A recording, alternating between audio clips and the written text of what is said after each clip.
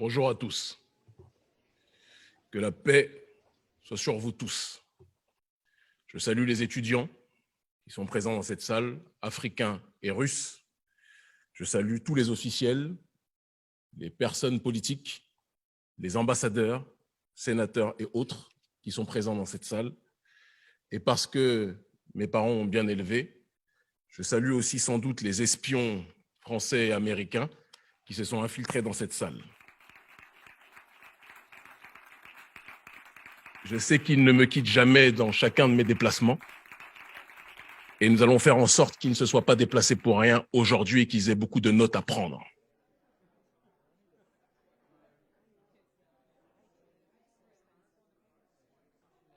En préambule de mon allocution, il est important, je pense, de remercier d'emblée Anatoly Torkounov, le recteur de l'Institut des Relations internationales de Moscou, qui est un établissement légendaire et historique, celui que Henry Kissinger présentait comme le Harvard russe. Nous le remercions ainsi que le vice-recteur parce que l'initiative d'accueillir cet événement est très importante. Je dirais même plus, elle est déterminante et elle aura des répercussions à court terme, à moyen terme et à long terme dans le cœur et dans l'esprit et dans la vie de millions de gens. J'interviens aujourd'hui. Avant toute chose aussi, je pense qu'il est important de vous demander de vous applaudir pour votre présence aujourd'hui. Donc applaudissez-vous, n'hésitez pas. J'espère que le traducteur ou la traductrice fait bien son travail. J'interviens aujourd'hui en ma qualité de président de l'Organisation révolutionnaire africaine, Urgence panafricaniste, en tant aussi que leader d'opinion, écouté et suivi en Afrique et dans le monde par des millions de gens, et surtout en tant qu'homme noir, allergique, profondément allergique à toute forme de colonialisme et de paternalisme. Mon discours sera différent de celui du président de la CEDEAO qui est actuellement présent à Moscou, Umaro Embalo Sissoko, différent aussi du président de l'époque de l'Union africaine Macky Sall, parce que mon discours sera franc. Seule la franchise peut permettre d'établir un partenariat rigoureux et solide sur la durée entre la Russie et l'Afrique. C'est le manque de franchise qui existe malheureusement entre nos dirigeants africains dans leurs échanges, dans leurs revendications avec les autorités russes qui entraîne parfois que le fait qu'on croit que nous sommes sur un même front alors qu'en réalité, nos dirigeants africains sont pour la plupart trop souvent cooptés par l'élite occidentale. La thématique générale de cet événement était Afrique-Russie, what next? Et ma thématique particulière à l'intérieur de ce forum, de cet événement historique, était le rôle du panafricanisme dans la résistance multipolaire à l'hégémonie et à l'impérialisme d'Occident. Autrement dit, avant de parler, et je le ferai, de la collaboration Afrique-Russie, il est important de parler du passé, du présent et des aspirations futures du peuple africain dans le monde dans lequel nous vivons. Car on ne peut pas comprendre la collaboration et les buts de la collaboration entre l'Afrique et la Russie si on ne comprend pas en priorité les aspirations de chaque partie. Pour mieux vous situer, parce qu'on dit toujours d'où tu parles, d'où vient ta réflexion, il est important de préciser que je suis issu d'une région dans le monde, l'Afrique que l'on présente comme l'Afrique francophone, une région colonisée avec violence, arrogance, insolence, indécence par l'élite de France qui a exploité des millions d'Africains, qui exploite, qui pille de manière professionnelle et systématique nos ressources issues de nos sols. Cette même France, ou du moins cette même oligarchie de France, qui a détruit la Libye, qui a assassiné le colonel Kadhafi, alimentant, générant, structurant le terrorisme et la déstabilisation au Sahel. Cette même élite de France, je différencie l'élite de France, j'y reviendrai tout à l'heure, du peuple français qui subit lui aussi les dérives de son gouvernement, cette même élite de France qui par la suite a l'arrogance de venir se présenter comme un pompier voulant éteindre le feu qu'ils ont pourtant allumé au Sahel. Cette même France, cette même élite de France qui nous impose son système génocidaire économique qu'est le franc CFA, qui avantage les entreprises françaises, les multinationales occidentales, mais empêche les populations africaines de commercer efficacement entre elles. Cette même élite de France qui nous impose des dirigeants marionnettes qui tuent leur peuple, tel que le président actuel, parce qu'il faut le dire tel qu'il est, le président actuel du Tchad, Mahamat Déby, soutenu par le président Macron, ce président Mahamat Déby qui assassine en masse sa population. Ou encore, et personne n'y verra du mal, je l'espère, sauf les espions américains et français peut-être dans cette salle, ou encore les dirigeants dirigés, que sont les présidents Alassane Dramane Ouattara, Macky Sall, ils sont nombreux, Patrice Talon, Mohamed Bazoum, Umaro Sissoko Embalo et tant d'autres, je ne peux pas tous les citer, la liste est trop longue, qui suivent les intérêts de l'Occident au lieu de suivre les intérêts des masses africaines. Je suis venu, je vous l'ai dit, pour dire la vérité au monde aujourd'hui, et c'est ce à quoi je vais m'employer. Je ne peux pas non plus passer sous silence, quand on parle d'Afrique, parler de sa diaspora, à travers Haïti, qui depuis la bataille de Vertières a été persécutée, a été isolée, a été humiliée, a été asphyxiée par l'élite occidentale et notamment, plus particulièrement, l'élite française et américaine qui aime voir notre peuple en bas dans cette région du monde. Je me présente donc en face de vous en tant que voix africaine qui porte dans son ADN les coups reçus, les persécutions subies par le violeur politique, économique, psychologique, pluriséculaire de l'Afrique que constitue l'élite occidentale et plus précisément, en ce qui nous concerne, le gouvernement français. Je précise bien oligarchie et gouvernement et non pas le peuple, car comme je l'ai dit, les masses occidentales, le prolétariat occidental subit aussi les dérives de son gouvernement, de leur gouvernement, et donc je ne veux pas généraliser, essentialiser la responsabilité des crimes commis par leurs élites. C'est donc fort de mon expérience de membre issu d'un grand peuple, courageux et digne, bien que persécuté depuis un certain nombre de temps, que je me présente à vous aujourd'hui. Un peuple qui, parce que arnaqué par les sourires d'anges, alternant avec les coups meurtriers distribués depuis des siècles par l'Occident, n'acceptera plus jamais des partenariats viciés, de gens qui se présentent comme des amis alors qu'ils ne sont là que pour nous dépouiller. J'espère que la traduction fonctionne. Cette attitude de méfiance s'adresse à tous nos partenaires potentiels sans exception. Aucun peuple ne peut fonctionner dans l'autarcie et donc nous avons tous besoin les uns des autres.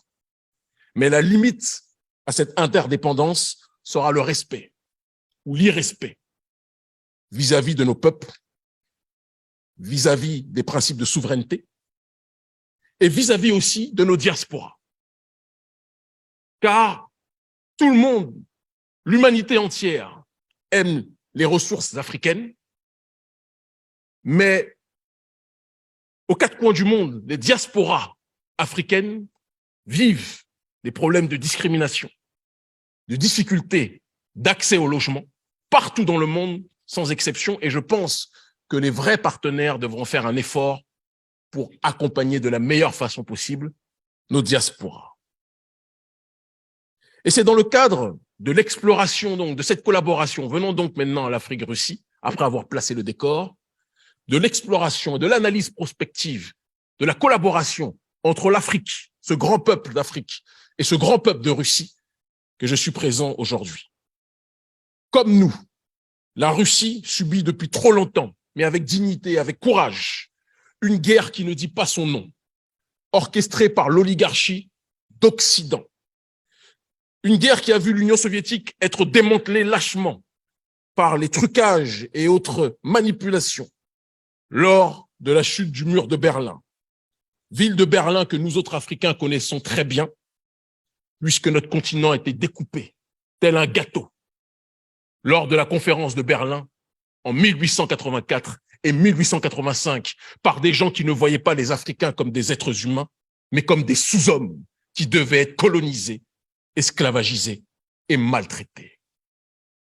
Nous avons donc, à travers Berlin, un profond point commun. Et je pense qu'il y en a d'autres raisons de ma présence ici aujourd'hui. Il est important, je pense, pour qu'on puisse se comprendre aussi que la Russie aujourd'hui, parce qu'on voit dans les médias occidentaux globalistes, ceux qui dirigent le monde, que la Russie est un pays impérialiste et agresseur qui dominerait, qui agresserait l'Ukraine. Or, ce n'est pas ce qui se passe. Nous savons tous pertinemment, parce que nous avons un cerveau pour réfléchir par nous-mêmes, que l'OTAN mène une guerre à tous ceux qui veulent la souveraineté, à tous ceux qui veulent l'autodétermination, à tous ceux qui veulent disposer de leur propre destinée. Et l'Ukraine, l'élite d'Ukraine, et non pas le peuple ukrainien, l'élite d'Ukraine a été instrumentalisée à travers Zelensky pour provoquer, pour encercler et pour tenter de nuire à la Russie. La Russie n'est pas dans une démarche d'attaquer, mais dans une démarche de se défendre. Un peu comme si il y avait des gens qui provoquaient une maison, qui lançaient des pierres depuis des années contre une maison. Les propriétaires de la maison ne réagissent pas, ils observent, ils disent toujours faites attention, un jour nous allons réagir. Et au moment où les propriétaires de la maison qui subissent des attaques, des jets de pierres violents, des cailloux sur la maison, ces propriétaires décident de sortir de la maison et de se défendre, les caméras sortent, surgissent et disent que les propriétaires de la maison agressent des pauvres innocents sans dire que ce qu'ils présentent comme les innocents étaient ceux qui avaient lancé des pierres au commencement. Personne n'est bête. Et les Africains voient le monde tel qu'il est. Et non pas tel que CNN ou France 24 ou BBC voudraient le voir. Il est important aussi donc de dire que vous avez votre Zelensky, mais nous autres Africains aussi avons nos Zelensky. Des dirigeants africains manipulés par l'élite occidentale qui aiment plus l'Occident que l'Occident s'aime lui-même. Ils sont plus attirés par la fastuosité de Paris, de Londres, de Rome, de Washington, que par les valeurs et la beauté traditionnelle de nos pays. Ces dirigeants, ces Zelensky locaux, nous les combattons aussi.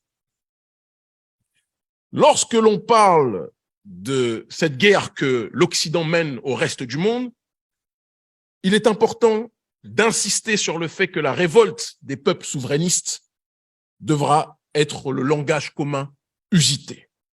Et lorsque l'on parle de révolte des peuples, il est important d'exposer, de clarifier la nature de la guerre. Parce que c'est une guerre mondialiste que nous connaissons. Certains disent ce n'est pas une... Non, c'est une guerre mondialiste. De l'oligarchie d'Occident contre le reste du monde, contre les peuples fiers. Si on ne le comprend pas, on ne saura pas où nous irons. Et dans la nature de cette guerre, ce n'est plus le bloc capitaliste contre le bloc communiste, c'est une évidence. C'est deux blocs. Le bloc des peuples traditionnels, ceux qui défendent leur identité, ceux qui défendent leur tradition, ceux qui défendent leur vision particulière du monde, contre le bloc globaliste néolibéral, économique et sociétal, matérialisé par ce qu'ils appellent le progressisme. Un Occident qui s'oppose à tout ce qui s'enracine dans la tradition, à tout ce qui entrevoit la métaphysique, l'immatériel, autrement dit Dieu, comme le principe suprême, mais qui préfère propager le matérialisme, la décadence, la dégénérescence, la destruction des valeurs des peuples, la destruction de la famille, la destruction de la croyance en Dieu, en divin, quel que soit le nom que vous lui donniez, quelles que soient vos religions, quelles que soient vos croyances. Un Occident dégénéré qui veut imposer son schéma de société au reste de l'humanité, et y compris à son propre peuple qui n'est pas toujours d'accord avec cette réalité. Quand je parle de tradition, je ne parle pas de coutumes humaines, mais de la tradition primordiale dont parlait notamment le métaphysicien René Guénon. Le principe originel de l'univers, la force nourricière et créatrice du monde. L'Occident a décidé de combattre ce principe et les peuples qui lui résistent sont diabolisés. La Russie en fait partie, la Chine en fait partie, les peuples africains, je ne parle pas des marionnettes à la tête de nos États, mais les peuples africains en font partie aussi. Et nous avons la nécessité, le devoir de nous unir face à ce cancer évoqué. Ce vent de résistance traverse donc, comme je l'ai dit, la Russie, l'Afrique, la Chine, le Venezuela, Cuba et d'autres pays au Moyen-Orient, au Proche-Orient, qui subissent très souvent des révolutions dites de couleur, qui sont des révolutions pro-Occident pour déstabiliser les États, pour imposer ce qu'ils appellent la démocratie, mais qui n'est rien d'autre qu'une gestion occidentale du pouvoir. J'insiste sur la nécessité que la révolte des populations soit coordonnée dans le respect strict des diverses souverainetés. Nous n'accepterons pas, nous autres Africains, c'est important de le préciser, sous prétexte de lutte contre l'Occident, de prendre comme nouveau maître ou comme nouveau colon la Chine, la Turquie, l'Iran ou la Russie. Nous voulons des partenaires frères qui respectent strictement notre souveraineté. Et je comprends que quand on a des dirigeants qui se comportent comme des serpillères en Afrique, ça ne donne pas envie au reste de l'humanité de nous traiter dans une démarche de souveraineté. Mais sachez que la population africaine, elle, souhaite profondément cette souveraineté et agira toujours pour que celle-ci puisse être respectée. Nous serons aussi regardants sur le principe évoqué par les autorités russes notamment, de défense de la souveraineté. S'agit-il de la souveraineté populaire ou de la souveraineté des dirigeants? Je dis ça parce que, par exemple, au Togo, le dirigeant Faure Gnassingbé, marionnette de la France depuis de nombreuses années, est assez intelligent pour à la fois être dans la logique du colonialisme français et à la fois avoir des bons contacts et des bons contrats en armement avec le gouvernement russe. Le peuple togolais et les masses africaines veulent un partenariat sincère avec la Russie. Mais nous regarderons aussi les dirigeants soutenus, car il y en a qui ne veulent pas la souveraineté de la population africaine. C'est très important que j'insiste sur ce point. Dans le même temps que nous nouons des liens avec vous, il est tout à fait logique que nous tissions des partenariats honnêtes et sincères avec d'autres nations qui peuvent ne pas toujours être d'accord avec la Russie sur les méthodes utilisées. C'est le droit de chacun de pouvoir décider du chemin emprunté. La Russie, je l'ai dit, est un peuple grand, comme le peuple africain est un peuple grand. Les géants ont tout pour se comprendre, ont tout pour s'entendre. Il faut tracer sur le terrain scientifique, politique, technologique, des nouvelles voies pour avancer. Il y a un proverbe africain qui dit que l'immensité des ressources africaines que nous avons fait que le reste du monde a la montre, mais que nous sommes le temps. Et pour lire l'heure, pour lire le temps, nous avons besoin de la montre. Mais une montre sans le temps n'a aucune incidence, importance, aucun sens. Et donc c'est la coordination, l'échange des différentes connaissances, des différents moyens, des différentes technologies qui permettront aux Africains et aux Russes d'avoir une collaboration des plus efficientes.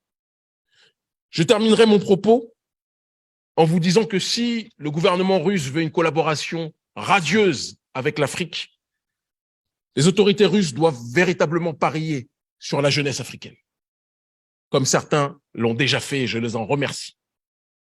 Car la jeunesse africaine constitue la majorité du peuple africain. Et contrairement aux dirigeants africains qui, lorsqu'il y a eu l'effondrement du mur de Berlin, vous ont tourné très rapidement le dos durant les années 90, par manque d'honnêteté, la jeunesse africaine, elle, est beaucoup plus sincère. Vous l'avez vu, beaucoup plus franche aussi.